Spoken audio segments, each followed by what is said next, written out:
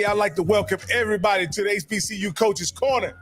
And I'm the co-host, Rocky Miller, along with my man, Steve Campbell. But the man you came to see is Coach, the SWAC legend himself, Johnny Cole. How you doing, Coach? Man, I'm doing great, Coach. I'm doing fine, man. Ready to start this fine show with the fine gentleman from those Prairie View Panther down there in Prairie View, Texas. So looking forward to that. Also, got a big announcement, but go ahead and introduce Coach Campbell. No, I just wanted to say, what's up, Bishop Campbell? What you got? Hey, man, we are here, man. We are doing another great episode. And like I tell people, we don't hear things. We know things on this show because you're about to know some things about Coach McDowell. See, we don't get that secondhand information, firsthand information right here, man. That's right, Coach. But before we get started with that, I'd like to give Coach Cole an opportunity to make what I would consider around these parts a huge announcement about where he's taking his talents. And so with no further ado, Coach Cole, I'll let you announce the big news. Go ahead, Coach.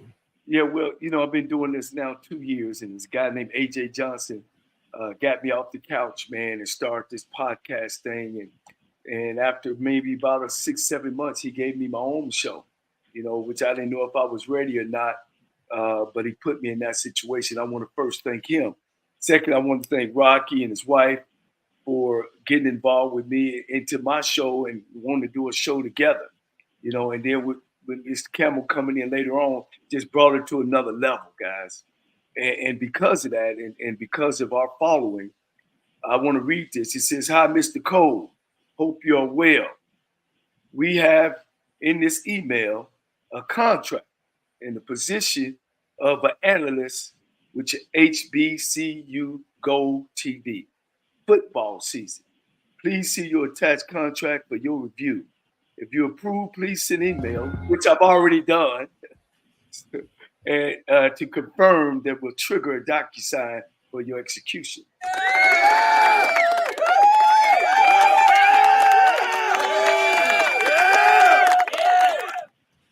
Coach, Coach, I just wanted to say this. I know this show was big, with you being part of the game and your vast knowledge. This show was about you sharing your knowledge and giving your friends a platform and the people you work with over the years a platform to really express themselves and show off their skill sets and really just be a wealth of knowledge to the HBCU community. But this opportunity right here, Coach, is something for you, Coach, that gets you closer to the game that you love. And so what does this opportunity mean to you, Coach? Well, one of the things I always thought, besides starting this show, is to broadcast HBCU head football coaches, coordinators, and coaches, period, because we don't have a stand like this. ESPN, they don't have a show for Black college coaches. These other sports shows, they don't have where we can sit up and talk about, our philosophies and our dreams and aspirations and about our young people that we coach. And so this is how all this started. And fortunate for me, again, one of the things that I've been preaching is, why don't we have more Black college coaches from Black college schools analyze Black college games? The NFL take care of their players. The NCAA, the college, the college conferences take care of their players, and those guys come back and sit and talk about the game. So I think I am the first right now and only Black college graduate, coach, player that actually is coming back to announce football games. Besides Coach Robinson, Coach Eddie Robinson was the first. Matter of fact, I had called him to ask him, for some pointers. So it's a very, very exciting time for me and my family. It's something I've just been, pushing to do, and one of the dreams, and of course you guys know, I'm not going to stop there, and I don't know what the future lies. This time around, Rocky, Mr. Campbell, I'm letting God lead my way, because I've had the head job I wanted. I'm married to one I wanted, and all that just didn't work out, as the old thing say, you want to make God laugh, plan your life out. And hopefully my life from here on out, God, you got it. I ain't planning nothing else. I'm just going to go with what comes my way. But again, I want to thank y'all too. I can't thank you guys enough. I can't thank AJ enough. And of course, my family support and our fans that turn on every week and watch this show. Yeah, Coach, like I say, I know how much this opportunity means to you, and I just know you're gonna do well with it. I know you got a schedule that's coming out, and you're gonna be doing quite a few games, and I just can't wait to see you announce games on HBCU Go TV. Tune in, baby, to HBCU Go. Congratulations, Coach. Outstanding. I just want to say that. It means so much for people like yourself to be able to analyze the game. And let's keep it. Can we just let's keep it real segment right here? Can we be honest? The majority of people that are doing color commentary in the game have no idea about SWAC or HBCU football. That's right, Coach. And that we lose something in translation when they don't know the history, the game, the speed of the game, and the players. So I'm just glad we got somebody who's going to be able, because again, as you well know, John Madden just didn't talk X and O's. He talked about football and history about the football and game. So, Coach, you're going to be able to bring that. So, man, I'm looking for you to be, like I say, not be the next John Madden, but the first Johnny Cole. See, here's the example of that. In HBCU football, Rocky, well, you might not know, there's going to be a penalty every homecoming because the band has to come out. They're going to take as much as time as they can, and the home team always going to get a flag. But when you're watching it from a TV standpoint, and the analysts don't understand that, he'll be like, whoa, it's a penalty already. What are they doing? They're starting back. Well, for me, I'll be like, oh, man, we ready to roll. It's a penalty, first of the game. That means the band is fired up, the stands are fired up, and we ready to play some football. So, yeah, I think it's very important when we talk about someone announcing an HBCU game that is familiar with the culture and can relate what's actually going on the field and the pageantry around the game. They can convey that to not only, the fans that are watching. People who know HBCU football, they know what things are happening. Us people from the outside that's used to watching PWI football, whatever y'all want to call it.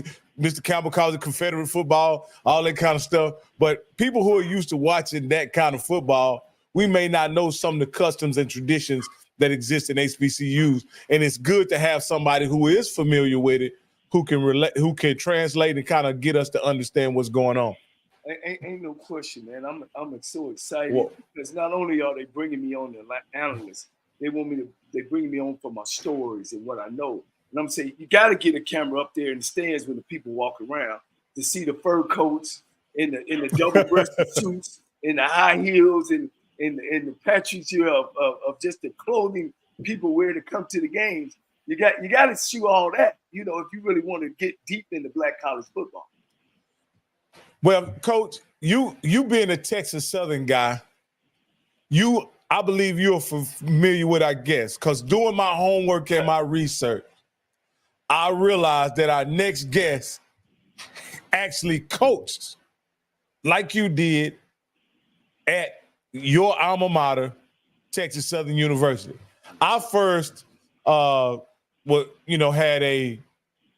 was introduced who Coach McDow was as a NFL football. Well, first a Miami Hurricane, then NFL football player, and then I was reintroduced to him when he was Prairie View's defensive coordinator. But with no further ado, I bring to you Prairie View A&M's head football coach, Bubba McDowell. Coach! Coach! Can y'all hear me? Can y'all hear me? Yeah, we hear you just fine, Coach. Okay, cool. How are you guys doing? We're doing well. We're doing well, Coach. Awesome, man. Awesome. I tell you, Coach, before we get started, man, I just got to tell folks, me and Coach met when he was in Houston, Texas. And you want to talk about a humble man and a humble person and approachable guy. I can remember the first time that I met him. And since I've been knowing him, how humble of a man as he is. Coach, you ain't swag, but you ain't swag. You've been in swag a long time. You my guy. But hey, because I got, and so, man, we so glad to have you in the conference. You paid your dues. You worked up at Prairie View and coaching HBCU football. And I'm pretty sure you could have went some other places because of who you are. You're very known as well in the NFL coaching community as well. And I want to thank you for taking your time to come out and give us a few words of Prairie View, because your fans been trying to eat us up, Coach. And I got the number one question. Any of y'all got anything to say? Coach, who's going to be the damn quarterback? Well, right now, I can't tell you. Y'all must in a secret society, Coach, because that's the same thing your fans are saying. Let me just say this, Jay. It's a great battle right now. Okay. They ate us up about, y'all ranked them number 2 because the quarterback we got is, y'all don't even know the quarterback. So, Coach Campbell, we hear it live. Nobody know the quarterback yet.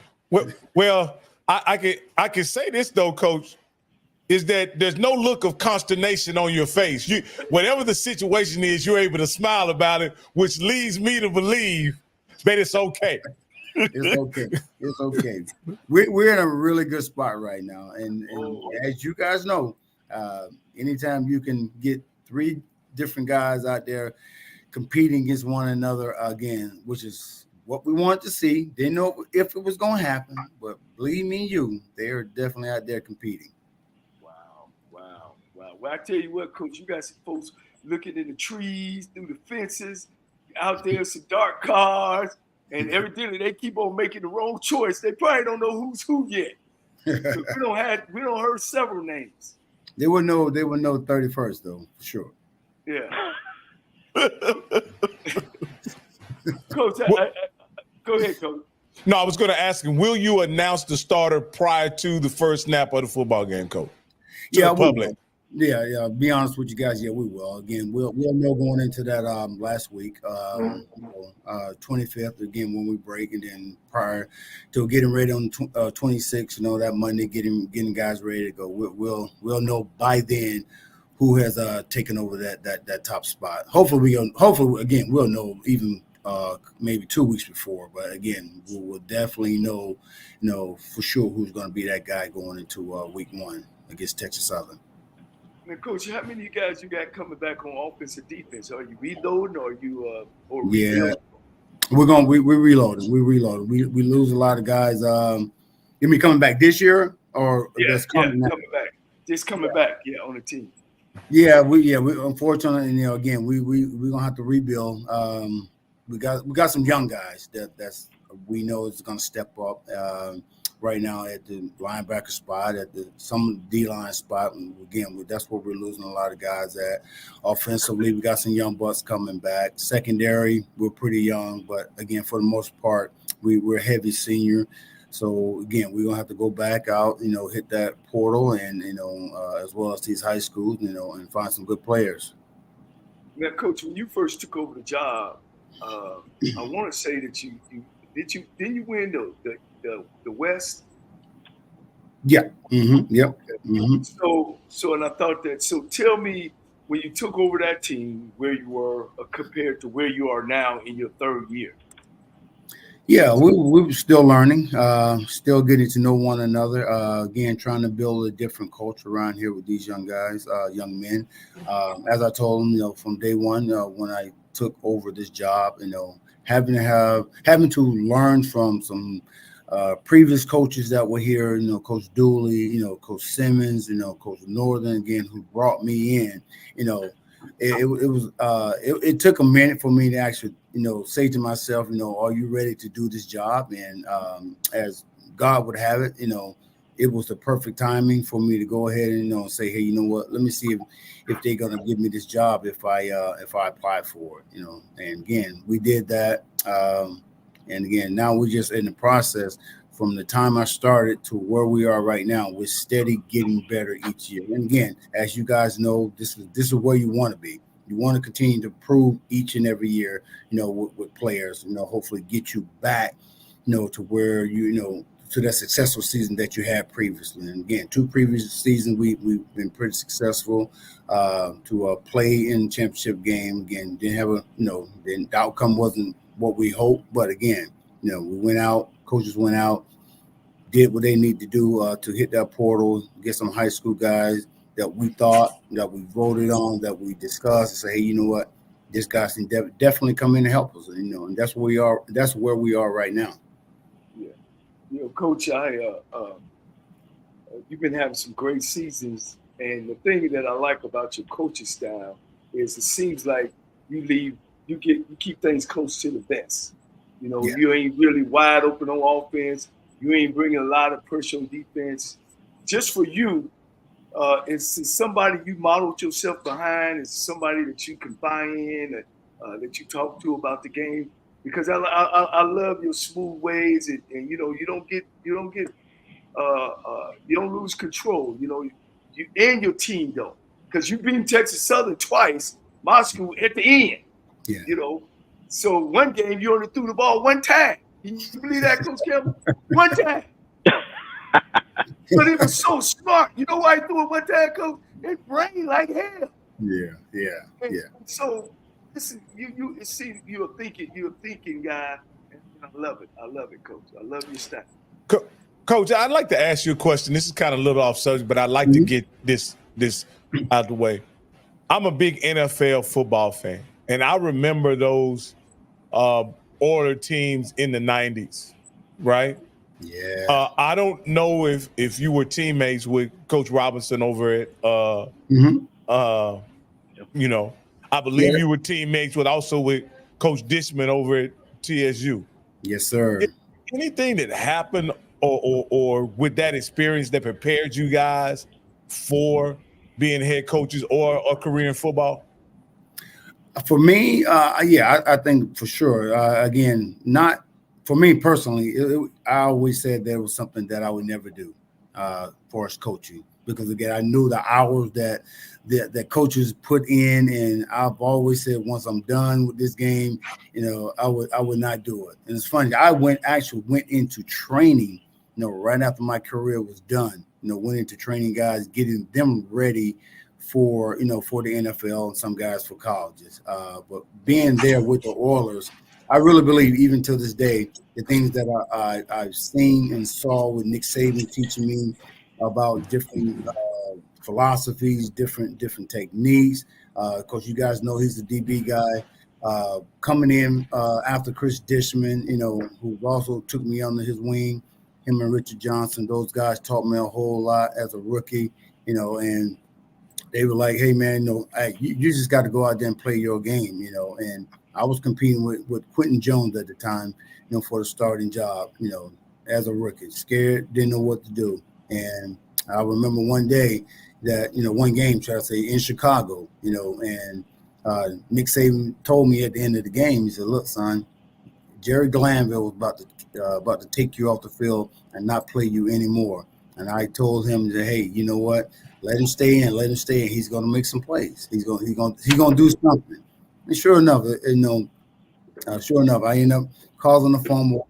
That second half, I end up knocking down a big play, recovered a fumble. It all happened all in one, once in the second half, and again, it was one of them things that he told me, like, things gonna go wrong, but you got to learn how to forget it. You got to learn how to come back, and play football that we know you're capable of playing, and again, teammates that I had throughout those years taught me the same thing. I truly believe that before I left there, the Oilers and went to Carolina in the first 2 inaugural seasons, 95 and 96, those guys were, I think probably I was closer to those guys more than anybody. Because again, we was like a family. We did a lot of things together, and this is the same thing I'm trying to instill to these young men here. Again, you got to have each other in order to win championship game. You got to be able to play for each other to win championship game, and that's where we are right now. Coach, I want to turn to, I think you play a little bit possible. So, Coach, I'm going to go back. Talk to me. First of all, you've got 7 players that Phil still has on his all-SWAC team. So that's some talent right there, Coach. And you also brought, from what I saw, and I'm pretty sure you might have brought in more, 16 transfers. So let's talk about the players that you brought in, and also kind of talk about your philosophy, transfers versus high school recruits, because you are in such a powerhouse state where now you got players because of transfer portal that, Coach, you might have the opportunity to say, hey, come to Prairie View and play, because they're not getting opportunities at all the other schools in Texas. Kind of talk about that and your players that you brought in. Yeah, I mean, again, we brought in Lucas Cooley, again, transfer from U of H by way of Arkansas, quarterback. Again, one of those guys that's competing for the job. Cam Peters, we had Cam here once before. We was recruiting him out of high school. Then he left, and then we, went back to UIW, I think it was, and and then we brought him back when the time is right. So again, we needed a quarterback. We knew he was a local kid. And we wanted to get him because, again, we wanted him really bad at that particular time. But, again, we just couldn't get him in because of different great issues at that particular time. Jaden Johnson, Ole Miss bounced back. Wendy Jones, won championships there. Could sling the ball, throw the ball, didn't get a chance to participate last year. Against the first game against Texas Southern, so he ended up not playing that whole season, guys, due to grades that he had to get that he had to get done before he can even play this year. And again, went out and got a couple of guys from different areas. Now again, when we're talking about you asked me about transfer portal guys and high school guys. I'll be the first to tell you I would love to build off high school guys. I really would love to. If it was my way, that's the way I would go. Because again, now I'm getting these guys early. I'm getting them young. Now I can teach them. We can teach them the way we want to be, the way we want to teach them. So again, that they can go out, and help us win. But as you guys know, with the portal, that is not the case. It's a win now, no lead, all across from top to bottom. So again, you're gonna have different guys at different points of the time, going in that transfer portal, like you said, because they're not playing, unhappy. So again, we got to be able to what? Now, as I tell my guys, we got to be able to recruit our guys, to stay, not go anywhere, as well as going out recruiting guys that are in that portal. But we got to make sure that if we're going to that portal, as I told them, we got to make sure that these are kids that we need specifically. If not, if we know that we got a high school kid that we know that is going to be a good one that we can develop at a certain position that we know we can kind of sit him down and wait a little bit, that's the route we're going to go. Now, is it true, Coach, that the kid that you had at quarterback ended up leaving and going to Miles? Yeah, we had a McDowell kid here. Yeah, we sure did. He came in from Montana, where he won the championship. Montana State, I think it was, won the championship there. He's the kid out of Spring as well. Thought we had him set, ready to go, but due to the NIL money, he was like, "Hey, Coach, I got to call McNeese," and I said, no, don't call him. I knew as soon as he called him, it was going to be over. And I was begging guys for him not to call. But sure enough, he said, yeah, I want to give him a call. And sure enough, as it would be, he had made that call. And, man, they offered him more money, the NIL money. And, he left here and went there. Mm. Hey, Coach, as a Texas guy, I understand how fertile the landscape is in football. I once watched Willie Simmons in an interview say this, Coach. He says when his Florida guys go to other places, right? Yeah. And they've shown a little interest in Florida A&M, but they end up going to maybe Michigan State, maybe Louisville, maybe, North Carolina. He says he keeps his eyes on those guys. So if they come back in the portal, absolutely, he offers them a free trip back home. Is that something that you deploy also as you watch kids from the Houston area or Texas altogether go other places and then try to lure them back with a trip coming back home? Absolutely, and I started doing that even with Coach Norton, because there were some places that we can go in that we was able to go in, but not able to talk to the top guys. They will bring in the room only the guys they wanted you to talk to. And I'm like, I got into it one night. I said, well, let me talk to this dude. We know this dude's a 3-4 star. Now, coach, he's not coming there. I said, okay, well, let me just talk to him anyway. There may be a point in time where he may go somewhere and not be happy. He's a home state kid. He may remember this conversation that he and I had. As I always tell him, and tell the coach, I say, guys, when you're out there recruiting, talk to everybody you can, because right now, you don't know if that kid's going to go there, if he's going to be happy with 1 year, 2 year, or 3 year. You don't know. So let's build a relationship, not only with high school kids, but, kids, just in the state of Texas alone, you can build a championship team with these type of athletes here. So it will behoove us to make sure that we are somewhere, when we're talking to the top-notch guys, talking to the 1, 2, 3, 4-star guys as well, because, again, it's all about building a relationship. And that's one thing Nick Saban, told me a long time ago. Again, it's about building a relationship with whoever it is that you're trying to get, that you want to be part of your staff, whether it be a coach or whether it be a high school kid, you want to be part of that team.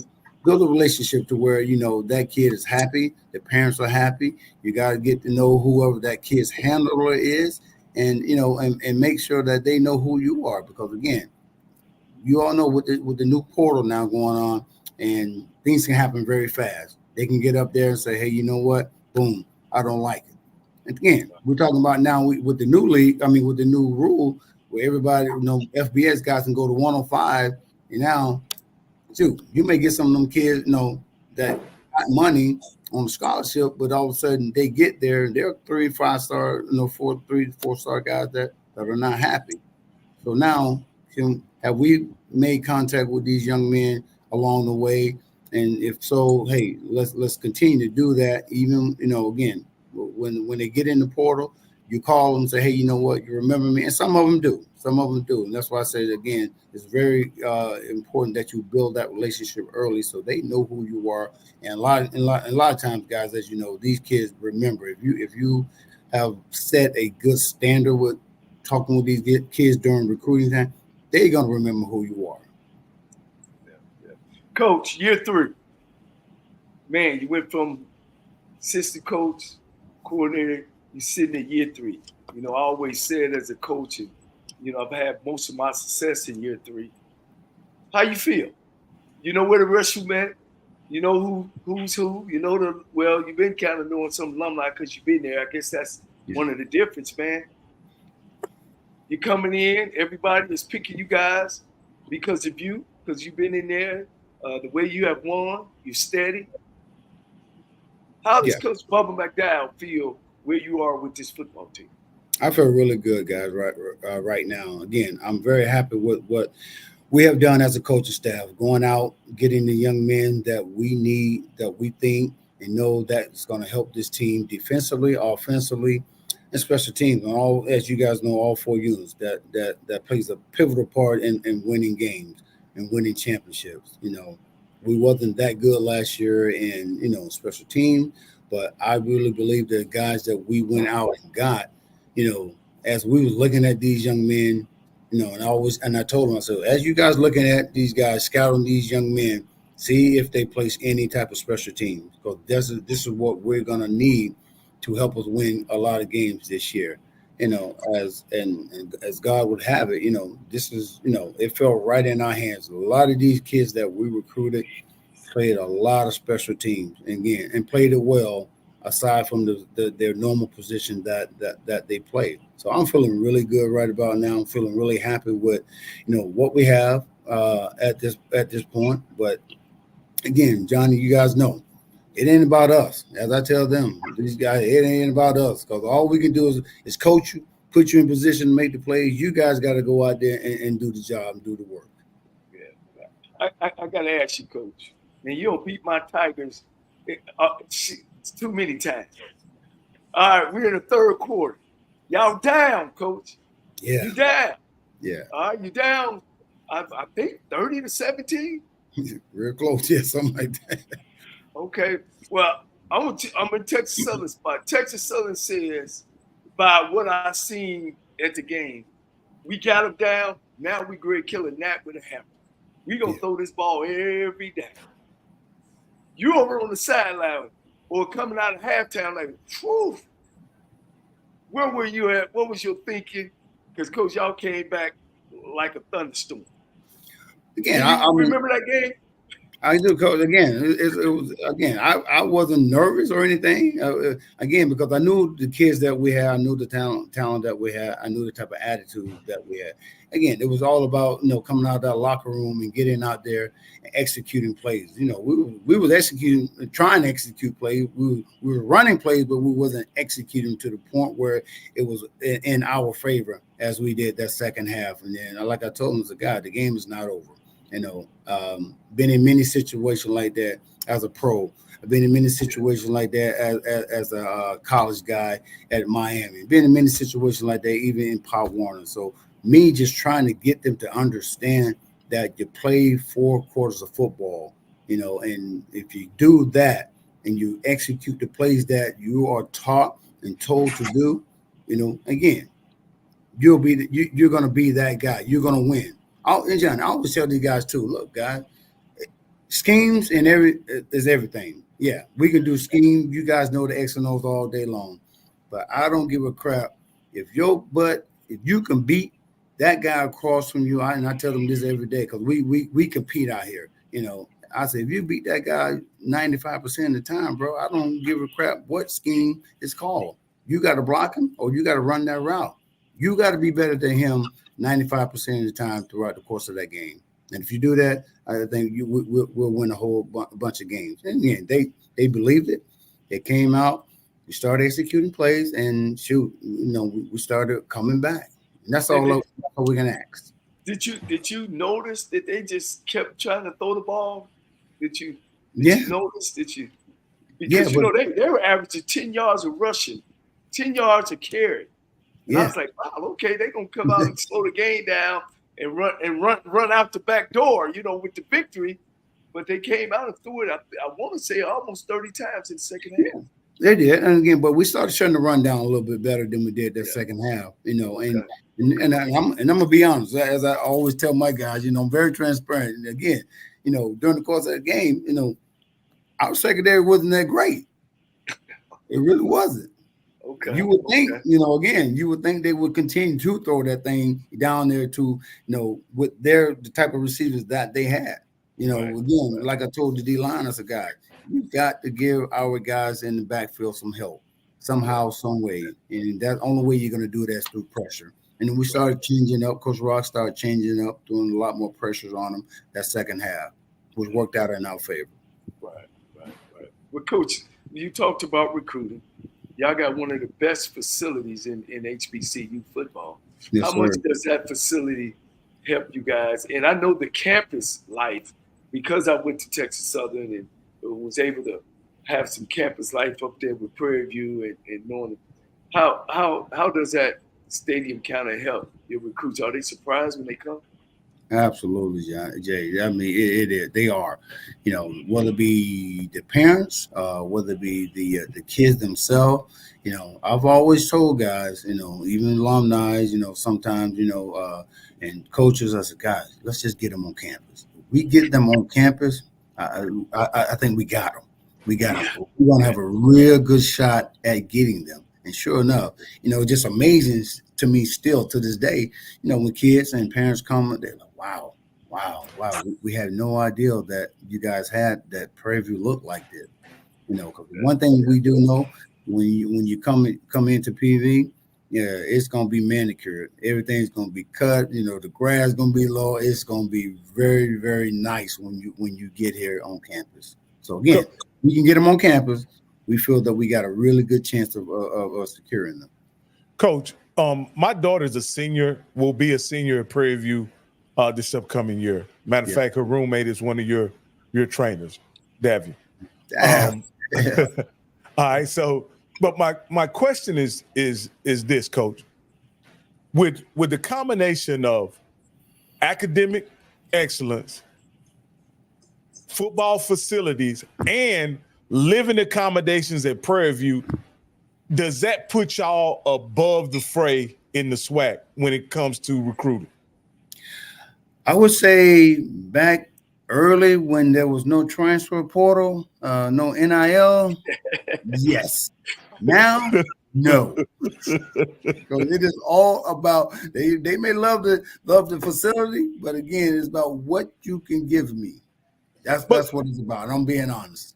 But Coach, let me ask you this, Coach, because I hear coaches say that all the time about players want.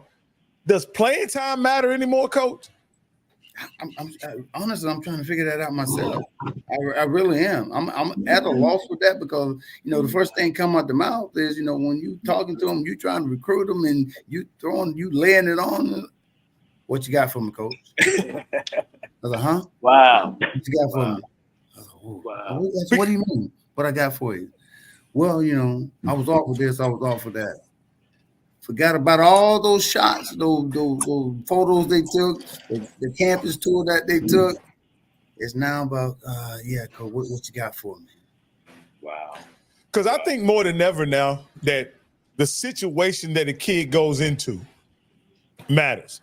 You can be compensated well NIL, but if the guy in front of you or there's tremendous depth at that position, you could be compensated well. You could be a well-compensated bench player.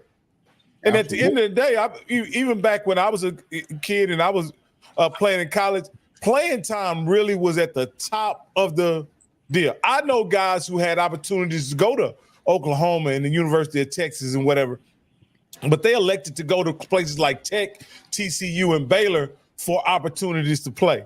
Right. And I was wondering if you guys could offer that to kids as a added bonus, an opportunity to play. But you kind of answered that question. They want that money.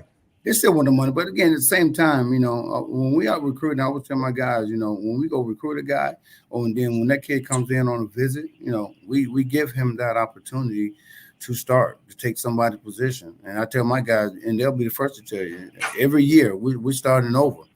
Who's going to win that position? Just because you was a starter last year don't mean you're going to be that starter this year. Yeah, Coach, Prairie View got big alumni now. Big alumni. They love their sports up there. I know recently your home games ain't been as crowded, and I don't know why, but I know they got major support. Have they gotten together, or have you had a chance to speak with them about saying, look, if we want to be able to compete and stay at this level, we're gonna have to get into the paying business, to the NIL business. I mean, if you want to survive, have you had a chance to do that, or what you think about that? Yeah, we've talked to several guys that have stepped up and put some money up for some guys to help us get the guys we got in right now this year. And again, it's a constant education part on my behalf of educating our alumni, and then they've been taught, or should I say, they've been asked, by other alumni to pitch in and help out with NIL money, because again, as you said, this is the new norm now. Kids want to come in, they want to be paid, whether it be a stipend, a collective or individual, taking care of certain guys with the NIL deal. So yeah, we're still on the verge of getting more and more information out to our alumni as much as possible. Because again, in order for us to compete, with schools that are across the road, and the ones that we're going to be able to see again and again, the first game every year, the one that you used to coach at, that you won championship. We got to compete with those guys. We got to compete with Alabama State. We got to compete with McNeese, all these guys, Sam Houston, that are in-state guys. In order for us to even have a chance, we're going to have to put a big collective together, so we know when we go out and recruit a kid, we can say, hey, you know what? This is what we got. This is where we are, and let that kid make that decision from there. Coach, you got the Labor Day Classic. Now we've talked to Coach Chennisberry, Coach Eddie, Coach Mickey Joseph, of course yourself, and you play a big game too, which is the Labor Day Classic. Yes, sir. So our question was, we were talking about what could get a coach up out of there. And do you believe that? Let's just say you had some winning seasons, which you've had, but keep losing that Labor Day Classic, or be winning and losing Labor Day Classic every year, or in the middle of season and winning that Labor Day Classic. Which one do you think you rather be? Winning that Labor Day Classic and having a mediocre season, or going 8-3 but losing that classic every year? Ooh, boy, that's a great one. I don't know if I want to answer that one. you put me on the spot with that one, Jay. I don't know if I want to answer that one. That's a tough one there.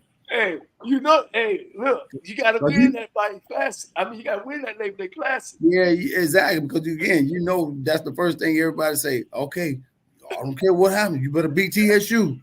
You better beat TSU. Okay. Well, Coach, I'm gonna help you out, Coach. This is what you tell them. Say, I gotta win that game because that's a conference game, and that propels us to the division championship. So we always want to win that game. That's what you tell them, Coach. Absolutely. That's what you tell them. So you get a you win that game, and then that puts you up in the division already. Tell me, you don't have a chance. You don't have a chance to win the conference if you lose to TSU. Exactly. There you go. Exactly. There you go. And that's what. And it's funny you say that, because again, that's what I try to tell our guys to do. We got to get out and get going early. Every year. If you lose that game, it's going to be very hard in the SWAC, to get back, to where you're going to be in contention to play for the Western, possibly championship.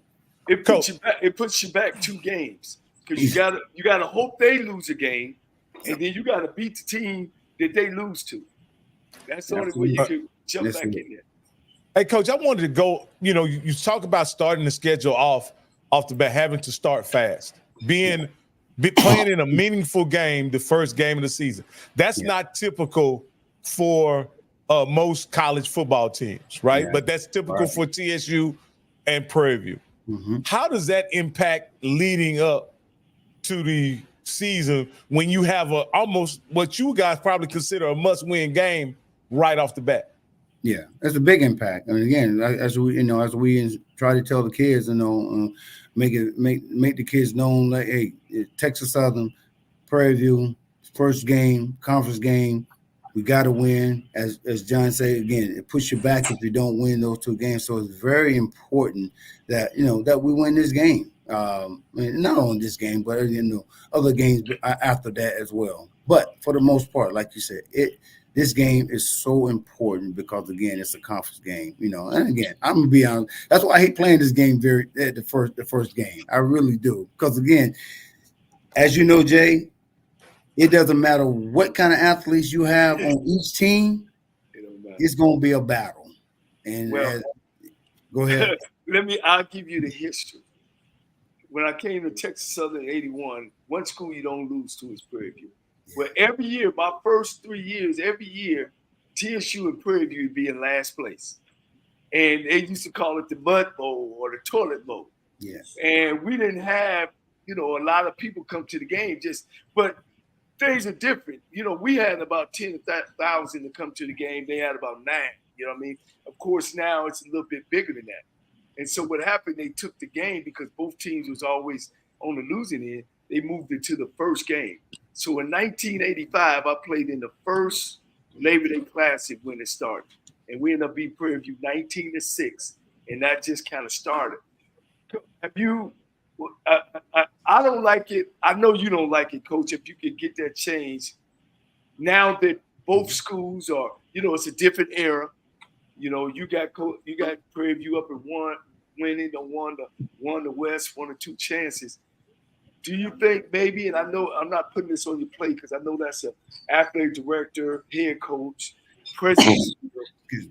Would you want that game to be back at the end or maybe somewhere in the middle? And I think they would still get the crowd. Yeah, absolutely. I mean, because again, just so much pressure with that game being the first game and knowing that, you gotta win it. Because again, as you said earlier, if you don't, it's gonna put you back 2 games. And now you gotta hope somebody else will lose, hope this team lose, and all that. But again, I'd rather start off with somebody soft, and kind of get into the maybe about 2 games down, maybe 2 games down. I agree. Yeah, 2, 3, 4. Just don't get this one. Well, Coach Cole, as you over there politicking, they done played them at the beginning of the year. They done played them at the end of the year. TSU ain't won a game in over 10 years, Coach. Yeah. So I don't think it matters when Prairie View plays TSU at this point. It all gets the same outcome. Yeah. Hey, Coach. Go ahead. No, go ahead, Coach Cole. Go ahead. No, you got it. I just wanted to shift gears because, Coach, before I let you go, I want to ask you a question. I'm a big fan of yours, but, Coach, you were part of, I like to say, for the culture. Your Miami Hurricane team was right. We were around the same age. Georgetown basketball, Miami Hurricane football, UNLV running Rebels, the Fab Five. Did you guys really realize, as they say, you guys were Black America's team during those times, the 80s? Because I came from Jackson, Mississippi, so I was in the SEC. But I was a Miami fan because you guys looked like us. You played like us. When we played, as they say, on the playground. And you guys were the first team where it was about speed. It was about finesse. It was about having athletic ability, almost like basketball players. Did you guys, as you even playing during that time with all those tremendous players that you played with during that 4-year period? And I want to say this too. We're talking to one of the greatest special team players of all time. And I'm not making this up. Coach ESPN said this.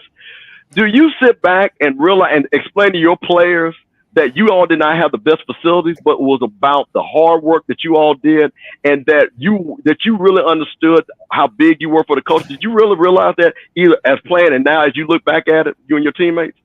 Absolutely. Again, you're absolutely right. Yes, we did, because we had those type of egos on our team. Yes, we did. Because again, when we got to the situation where we won that first championship, we was in my sophomore year when they won against Nebraska. Yeah. They won against Nebraska. Yeah. Tony Gill, Mike Rozier, those guys. Yeah. That's when it started clicking for the University of Miami. And again, of course, when Jimmy Johnson got in there, and we're at practice and we're competing, we're going back and forth. Alonzo Heisman, Vinny Tersford, all those guys.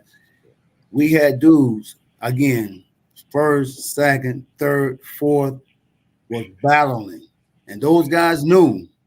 First guys knew, second guys knew. If a third guy got in there, fourth guy, you may not get your job back. That's how good we were, and that's how deep we were. And they knew that.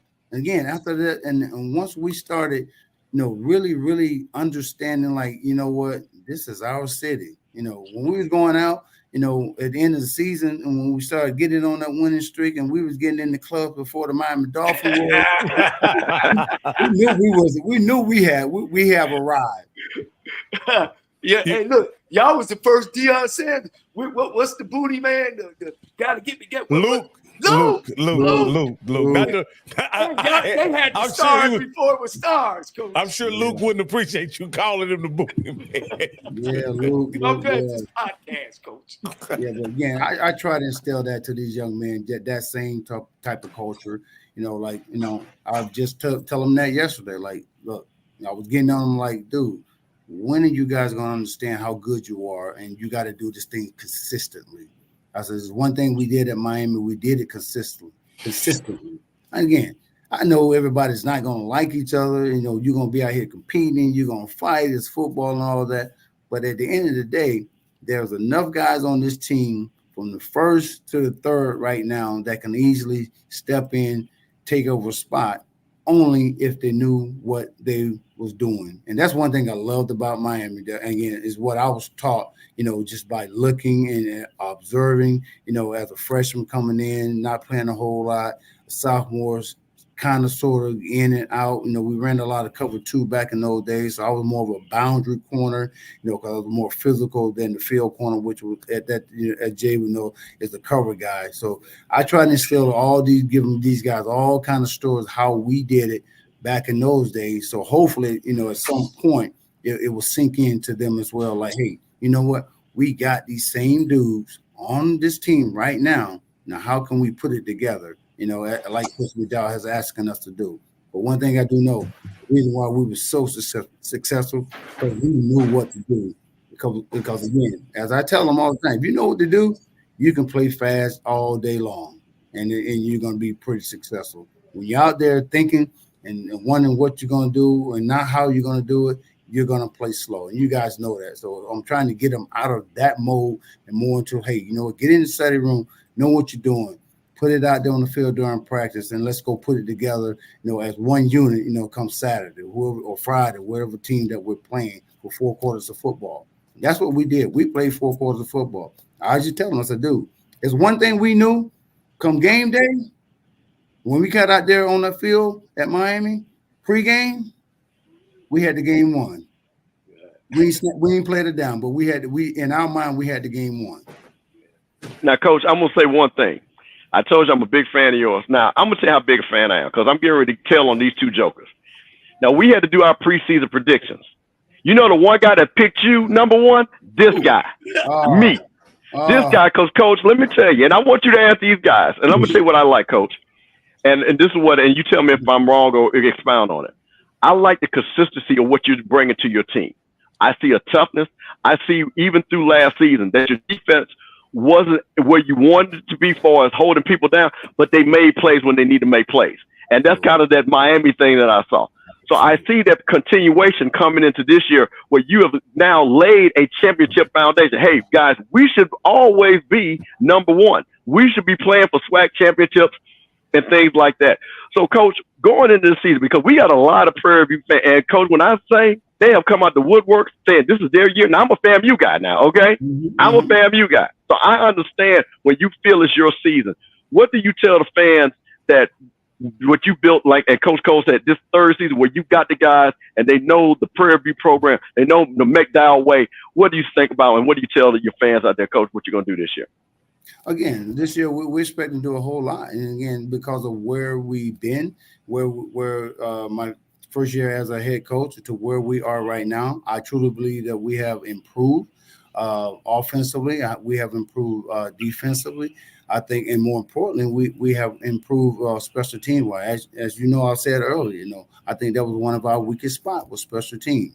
You know, even though I thought we had the guys to do it, but for some reason they didn't do it the way we anticipated them do it. But I do believe that this year they understand, like, hey, you know what? I got that guy behind me to the left. I got that guy over here to the right of me. I got the guy in front of me. If I don't do what I'm supposed to do, he's going to be that next guy in there getting that job done. We got to be consistent. Go ahead, Jay. Go ahead, Coach. I'm sorry. I just said no. We just got to be consistent in what we're doing this year. You know, and I'll be the first to tell you, man. You know, they are doing just that. Did it take some time to do it to get them to where I want them to mold them to how, you know, I want them to think, you know, 4 quarters of football? Absolutely. Is it perfect? No, it ain't perfect right now, but it's way better than where we were 2 years ago.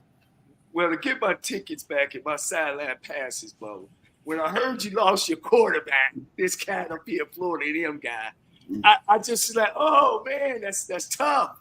Yeah. You know, guy know the system, y'all ready to roll. I'd have picked y'all first. You know, but when the news got out that you lost him, I said, well, one thing about Coach, he keeps things close to the vest. He don't let defense win games, and his biggest thing is not turning the ball over. Coach, I ain't even heard you say that, but I've seen your football team, man, and that's a great philosophy in this conference. Don't turn that ball over. Let the defense win and do what you can do.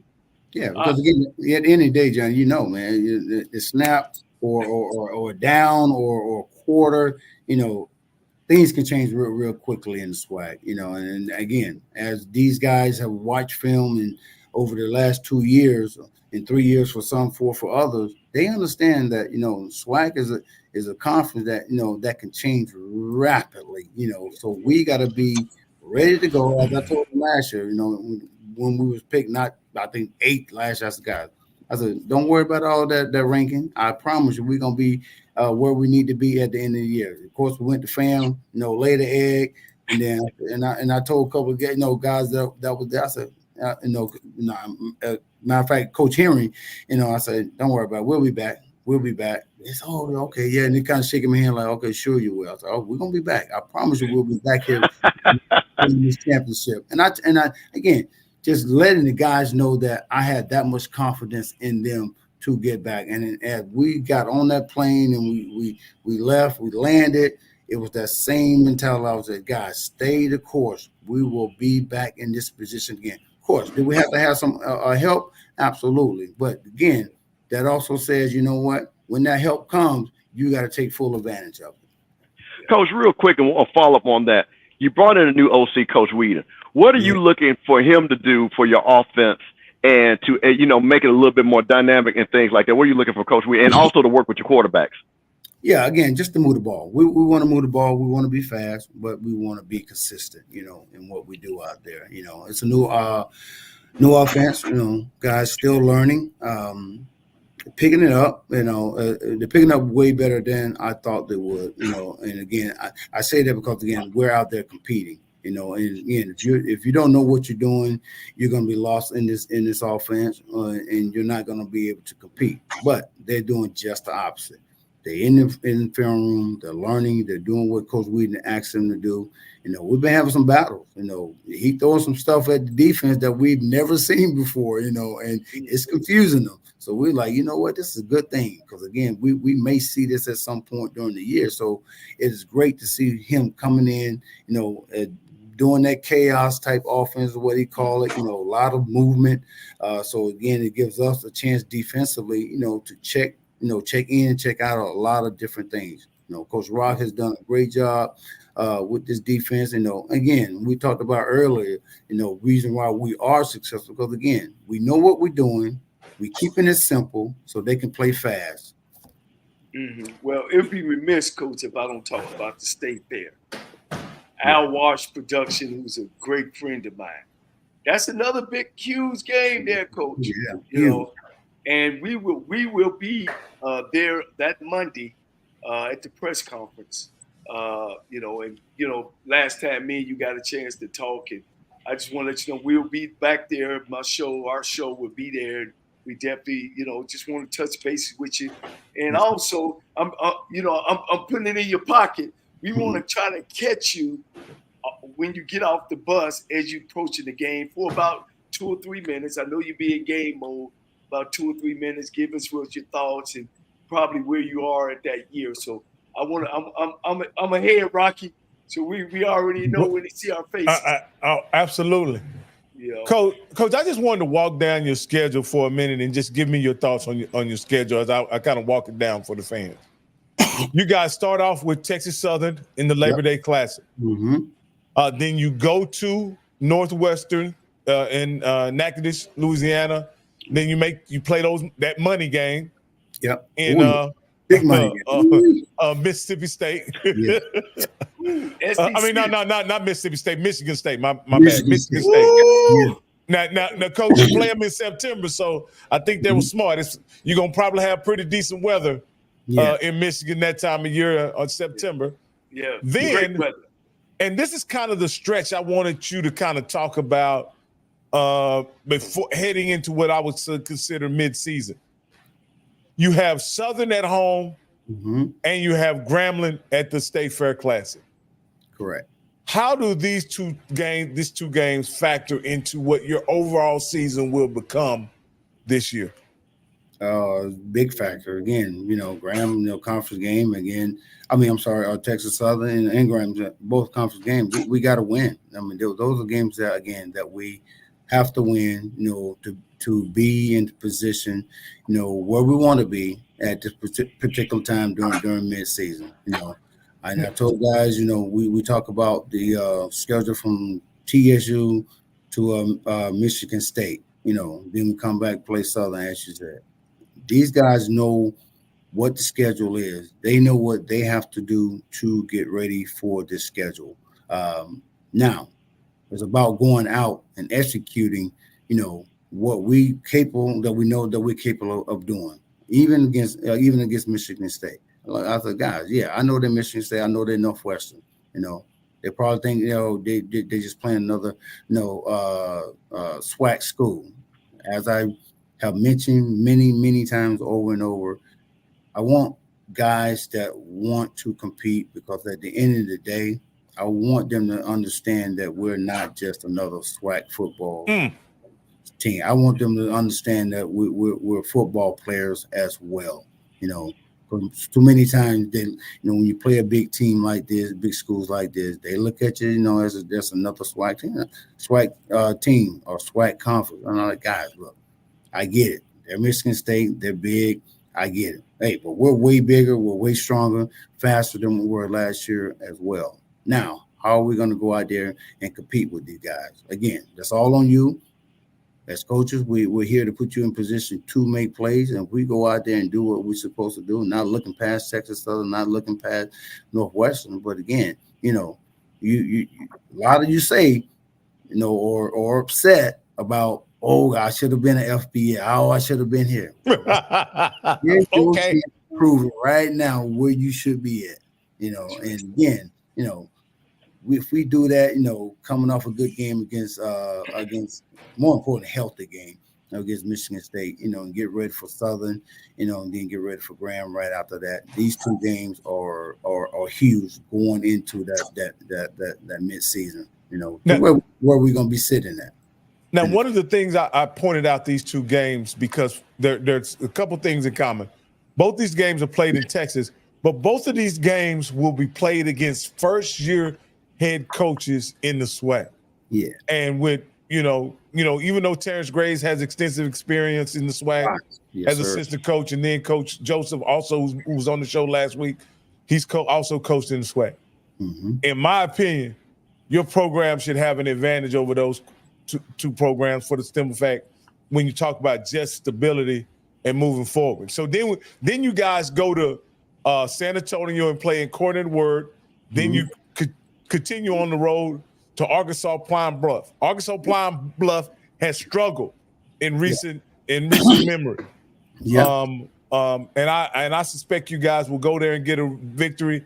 And then there's that vaunted huge distraction game. And I'll let you talk about this game a little bit. It's homecoming against a non-SWAC, non-HBCU school, Texas A&M Commerce. How will that affect, this environment? Because I guess HBCU schools are really used to playing other SWAC or other HBCUs for homecoming. How will you prepare for this game coming up against Texas A&M Commerce, not being an HBCU school and to be in homecoming? Yeah, I'm fine. We're gonna approach every game as the same, whether they're SWAC school or out of conference school.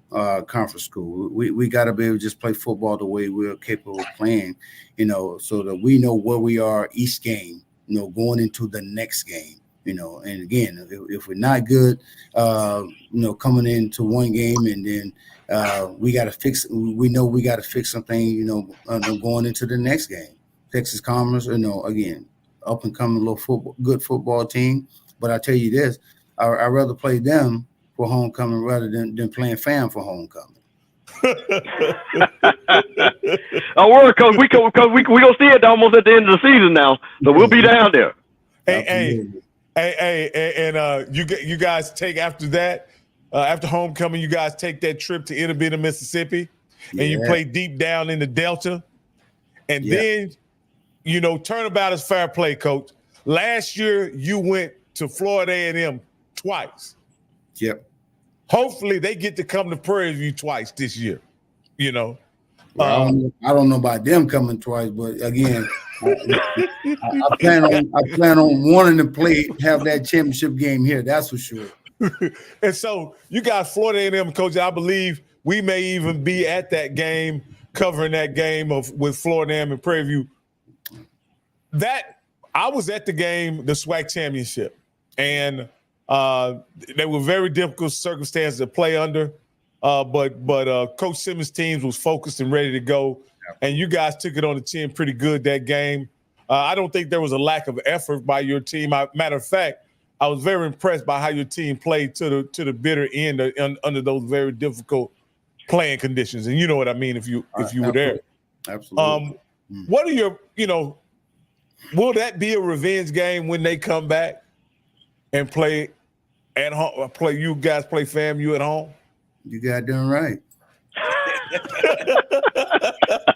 It's gonna be a revenge game. They kicked our foot twice. I love it. Coach got that circle. Coach got that circle, boy.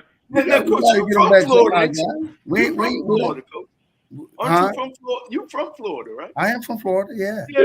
What did I mean? What are you saying, man? You know a lot. You know the boys know you down there. They do. Yeah, they do. So I hope that know me even more. You know what I'm saying? At the end of that game, if we're in position to, to play these guys, and win that game. Yeah, dude, I told you I'm gonna speak my truth. We owe these dudes, man. Coach Simmons, that's my dude, man. I said, dude, you didn't have to do me like that, man. You didn't have to do me like that. He's like, Bob, hey, I just put him in position. That's why they need to. It's time to move that Prairie View and Tech Southern game, because when he win the first one, then you can, if you slip against Southern or Grambling, you still be in the driver's seat. Yeah, Coach, you remember that year? Not last year, but the year before. Mm-hmm. All you had to do was beat Mississippi Valley. Exactly. All Texas Southern had to do was beat A&M, which they had a 17 point. And all Southern had to do was win their game. Wasn't it crazy? Like everybody lost. And Southern walked to the championship. Everybody lost. Played miserable against Jackson State. I was so hurt. I was going to say, Coach. I was so hurt. Again, that's why I always tell the guys, don't take nobody for granted. I don't care what their records are. Pine Bluff or whatever. I know Coach Hamp gonna have these guys ready to play. And again, you should be ready to play every game, no matter who they are. Again, go out and showcase your talent. To the point where again, as Jimmy Johnson always said, yeah, we're supposed to beat that team. We're supposed to beat them pretty good. But now the teams that we're not supposed to be, you got to go out there and play and show them that that you are that team that's going to be reckoned with as well for 4 quarters of football. Again, if you come out victorious, again, that's just more gravy for us. That's more points for us, the more accolades for yourself. And again, I always tell my dudes, at some point, in order for you to be as good as you want to be, and for your team to look as good as you want to look. At the end of the day, you got to go out there and make plays, because these are what the plays, the numbers, this is what gets you looked at by these scouts, and I try to throw that in their face every day at practice. Hey, man, you ain't making a play. Hey, you ain't did nothing all day. Okay, let's come back tomorrow. Let's try to make, more plays or better plays than what you did the previous day. Because, again, at the end of the day, if I can just continue to get them to understand, like, I got to make plays. If I can get that instilled into these guys, these young men, I really believe that it's going to take them a long way as far as performing, to the point where, we can go out there and compete with anybody this season. Now, that running back from Mississippi Valley, he actually transferred to you the next year, right? Yeah, man. Yeah. He was a beast. But man, that's what Dion would say all the time. Don't come to practice. Come to practice to be great. That's it. I think that's a nice analogy that Dion says. Yeah, Prime is right. That's a Hall of Fame. If you don't listen to him, and you're in trouble. Yeah. Hey, Coach, in the round out the season, I think you have the toughest schedule ending the season. Yeah. And this will determine, I think this will not only factor in whether or not you'll be playing into the SWAC championship, but it'll also be determined who will compete in the SWAC championship if for some reason you guys aren't. You guys play Alcorn at home, and then you guys travel to the predicted East champion, Alabama State. And just talk us about finishing the season with those two very tough games, one at home, one on the road. Yeah, very, very tough. And again, another team, Alcorn, that we always have problems with, whether it be there or whether it be at home. Again, the last time they played us here at home, they won on a reverse, and to secure a win. Alabama State, we went down the wire with them, last year here at home, and now we're going to their place this year. I'm pretty sure they will have upgraded. Alcorn got guys coming back, from last year.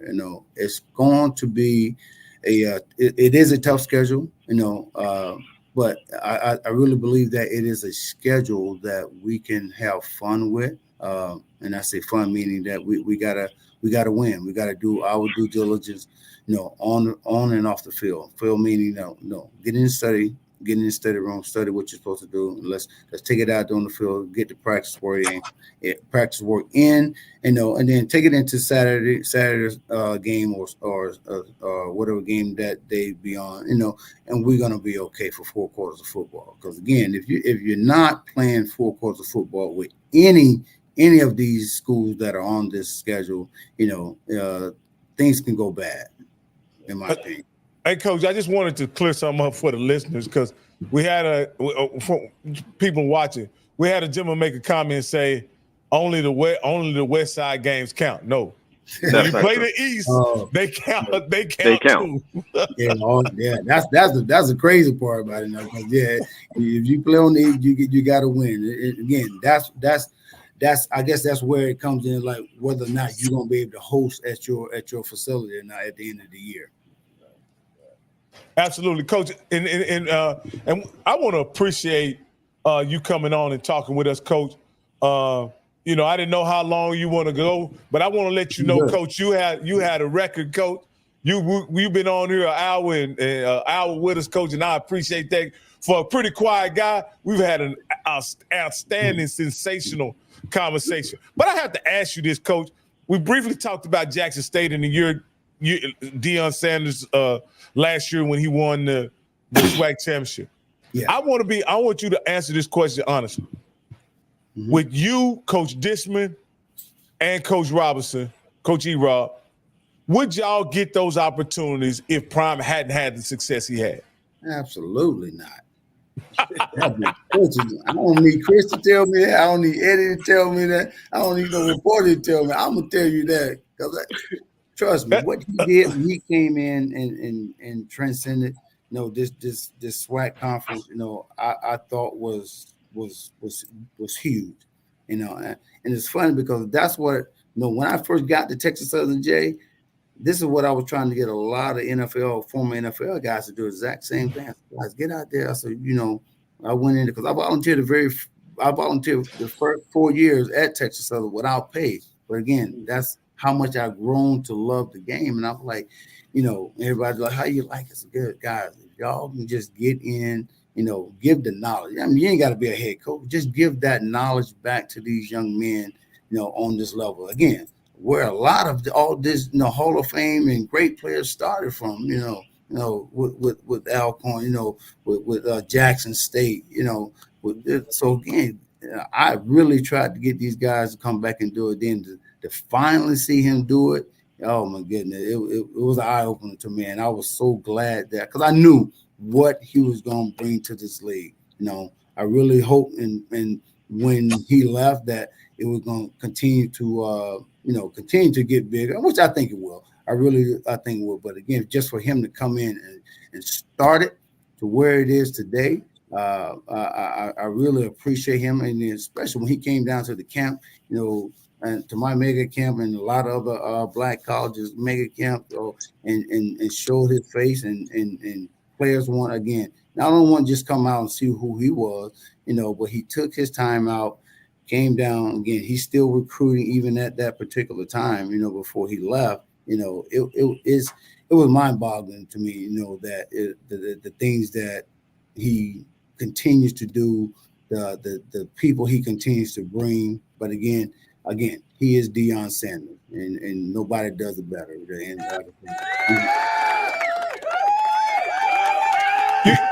Coach, the reason why I bring that up is I'm a guy that got into HBCU football because of Coach Prime. He brought me to the game, right? And I think sometimes what he has done, what he did, has been a lot of times the last couple of years been understated or trying. There's been an attempt by people who are SWAC traditionalists to sweep what he has done and what he did under the rug. And I'm so happy, Coach, that you can be what I would consider to be authentic and honest about his contribution and make a what I would consider a very salient point about what he actually did, not only for SWAC, but for HBCU football as a whole, Coach. And I want to thank you for being candid and honest about that. Absolutely. Again, I mean, if it wasn't the case, believe me, I'll be the first to say so. But again, he came in, did what he had to do, and did what he said he was going to do, and he proved it, and it happened, and made the conference better. Again, and it's not anything against other coaches that have been here in the conference. Again, we have some great coaches in this conference, man, that can coach football, that know how to teach and mentor these young men. And that's what Deion was all about. Again, bring these guys in, get into notoriety, so the HBCUs can get up on a higher level by these looked at by these scouts, and you guys seen him get teed off about guys not being looked at by these scouts, still not, even with him being there, not coming in, looking at these guys like they should. Which again, who better to evaluate talent, than Deion? Again, been there, done it. Phenomenal athlete, phenomenal person, a man of God. He's did it all. And I think that's part of what he was more upset about. Again, that our kids are not getting looked at like other university and other conferences across the country. Well, Coach, I just want to say, and I know we're about to close out, but I'm gonna say, first of all, Coach, I appreciate you being here, because you are SWAC now, Coach. You've been here a long time. So you honorary SWAC. I don't care what nobody say, you honorary SWAC. And you can also tell these young folks, Coach, that Deion Florida State Seminole never beat your Miami Hurricanes. So that you can tell them that too, Coach. You can let them know that. I can tell them that, yeah. Because Michael Irvin handled them, and again, we had a Hall of Fame on that side too, baby. We just got another one, inducted this past weekend. I got you. Absolutely. I got you. Yeah. Well, good. As long as you put that honorary on that, all right? Yeah, absolutely. You honorary SWAC, Coach. You honorary. I appreciate it. Man, again, Coach, thank you, man. Like I said, since I've met you, you've been nothing but humble. I've idolized the way you walk and the way you talk and how you handle yourself. You've been a professional on and off the field, and definitely those young men, they probably know what they have in you, and continue to help these black young men, not just on the field but off the field as well. Absolutely. Thank you, Coach. Thank you. Thanks, guys. Coach. Thank you guys. Man. And tell my boys I say hello. They're on your staff. I would definitely do that. Jackson and my man, the wide receiver coach. He might be the running back coach. Yeah, I would definitely. Marcus Bradley? Not Bradley, but my other guy. He come from UCLA. Played at UCLA.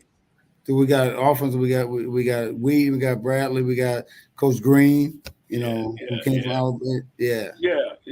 Tell them all I said hello, man. I would definitely do that, Coach. I would definitely do that. All right. Hey, thank you again, Coach. We appreciate it. And maybe we can get you again after you win the West. Well, we gonna see him at the State Fair Classic. Oh yeah, we will. We certainly will, Coach. We'll see you at the State Fair Classic. September 23rd, Monday. Looking forward to it, guys. Okay. All right, thank you again, Coach. Thanks, Coach. Oh man, that was good. Man, that was a sensational interview, Coach. He's one special person, Coach. Really, he is. He's man of God, and he walked peaceful, Coach. He's always been a laid back guy. You know what I mean? Always been approachable, always soft spoken. But he came out tonight, though, Coach Campbell. Oh yeah. You got a way of bringing it out of him, Coach. He gave it to us, man. He gave it to us. Go ahead. He sounds pretty confident. He sounds really comfortable with what he has on his roster at quarterback and possibly at other positions as well. So, Coach, he's a very relaxed coach this time of year, if I do say so myself. You mean to tell me Green ain't called in yet? Where the PV imposters at? No, hey, listen, my nephew Lionel is out there. I see him out there. I see a couple of other PV guys. Hey, man, I put it out there. They found us. They were looking on Scotty's channel. They came over here. We appreciate everybody that found us over here on Rocky's channel. Like I say, please subscribe. We're always doing a simulcast. We're building this channel up. So please tell them. So, yeah, ain't that a PV guy? Hey, man, I need the PV guys. Rocky, we going to take any calls or we get down? Yeah. We're going to take some. Let me get the call up. I need my PV now. PV folks, see, let me explain something to you again. Right here on the HBCU Coaches Corner with Johnny Cole, you had your head football coach tell you about your team. You didn't hear about it. Wasn't no rumors. He didn't say, I don't know who the quarterback is. He broke down each and every quarterback. He told them what he was looking for. He talked about his offensive coordinator. He talked about, hey, we are reloading. He talked about what he did in the portal and what kind of players he's looking for. So, guys, I'm trying to tell you, you don't get that content anywhere else but right here. So I need you guys now. I need all these PV guys to call in. So now I got a bone to pick with them because Coach talking about it's some get back against FAMU. Now, wait a minute now, Coach. Now, I let him say, now I'm a Bubba McDowell fan. Hey, man, I'm a Hurricane guy. I'm for the culture. But wait a minute now. You got a little bit too comfortable talking about get back against FAMU now. Wait a minute now. Hey, Coach, he didn't stutter about that either. Didn't even stutter, man. He meant that I want to say he said, you damn right. Oh, man, listen. Man, I heard, man, listen. That was a little bit of that Miami Hurricane arrogance I heard coming out of his mouth right there, Coach. Well, you know, Coach, when you think about it, just think about last year, Coach. They went on, y'all invited them to Prairie View, to Tallahassee for homecoming, Coach. That's disrespectful. That's disrespectful. And then you put 45 on them, Coach. That's what we're supposed to do. It ain't disrespect when you come down. Anybody that come to Tallahassee go get that same treatment. We bring you in as a friend. We kick you out as a stranger. That's what we do down in Tallahassee. That's what we do. You got him fired up, Coach. You got him fired. Look, you running the Prairie View fans away, Coach. Boy, listen, Coach. Listen, the Prairie View fans should be excited that their coach got. Man, listen, because I'm gonna tell you what I like about Coach. What Coach did. I told everybody last year, and Coach Simmons did an interview at the beginning of the season. And he said, listen, I'm telling you, we ain't thinking about nothing else but that Celebration Bowl. My fans are saying it. I know it. And he didn't run from it. I like when coaches understand it. Because if you embrace that, that actually takes pressure off your team. Because you're not scared of the challenge of being great. Great teams have to accept the challenge of being great. So I like that Coach McDowell has that mentality. And I think that's for a successful season. Now, they're not going to beat FAMU, and they'll come back down there and play as a Tallahassee. But the West, hey, man, y'all better be worried in the West, man. Them boys ready to play. Wow. Yeah, Coach. I really want to get a chance to see what they look like on August 31st, Coach. I'll be able to watch them next Saturday as I am getting prepared for the OBC, and so I'll be looking forward to watching, see what they have, because Coach, he got that old grin when we started talking about quarterback. He wasn't rubbing his head. He was like, "Oh gosh, I'm not sure what we got." He had that old grin on his face, Coach. He said we got 3 of them that can do it. Basically, they can do it. He said it don't even matter. Let them just do this, and whoever is going to perform at the top. And listen, that wide receiver room, it has some playmakers in that room. Yeah. They got a couple of guys that Phil Steele has put on his all-SWAC team. I think that's Savage kid, right? If they could, I'm gonna be honest with you. Last year, if they could consistently get that ball to the Savage kid, I believe that's his name, then he could have done some really special things last year. but they had trouble getting him the ball. So if they got a guy that can get him the ball, they can be really special. But I'm sticking with my pick, and I can't wait till we get Coach Thomas on next. Hopefully we can schedule him here coming up. We're efforting to get Coach Thomas on, but we will have Coach Trey Oliver on tomorrow. Guys, we don't have any calls coming in, so guys, if you guys are ready to wrap, I'm certainly getting out of here before 11 o'clock Eastern. I'm sure it will be a great benefit to Coach Campbell's beauty regimen, you know. Well, look, I'm ready to go as well. Got a day's work tomorrow. Got some things to get ready. I got a lot of little things about getting ready to put my travel schedule together, or at least finish it. And mixing that with the things that I do around here in Arizona, as far as repping the high school football games as well. So I'm going to be very busy this fall, but I definitely will be here on Tuesday nights with the HBCU Coaches Corner. And if I got to catch it out of town, or we got to do some out of town where we all get together, we'll all be together on, what game is that, Coach? The MEAC Championship in Atlanta, right? Yes, sir. That's on the 23rd to 24th, right? Yeah. I think they play on the 24th. Play on the 24th. We'll probably do a pre-show. Even if we have to do it in the hotel room, or we'd like to do it in the press box, but if we have to do it in the hotel room, we'll do it in the hotel room. We'll do it wherever we got to do it, guys, on site, wherever. And that's the two games. That's Alabama State. No. That's FAMU. And Norfolk State. At the MEAC Challenge in Atlanta. Well, I'm gonna try. And then the following week is the Orange Blossom Class, Alabama State and North Carolina Central. Right. So I'm gonna call the head coach at Norfolk and see if we can't get an interview with him on that Friday. A little interview with him on that Friday, and check with Coach Cozy to see what we can do out there, and we're gonna go from there. All right, we definitely. Hey, Florida A&M faithful. We trying to get Coach Cozy. We got all kinds of back channels working. Yeah, we're gonna get him on here. We're gonna get him on here. Absolutely, we're gonna get him on here. I'm working on it, and like I said, I got to make one more phone call, but we're gonna get him on here. And I'm just gonna say something to the Prairie View fans. Okay, let me tell you guys something. It's a heavy lift when you try to go for that championship. So I'm just letting you know, we have done it. I know what it feels like. So I'm just trying to tell you guys, you better be ready for that heavy lift. And what you got to do, and I'm going to say this to the Prairie View fans, you got to support your team, which means you got to come to the games.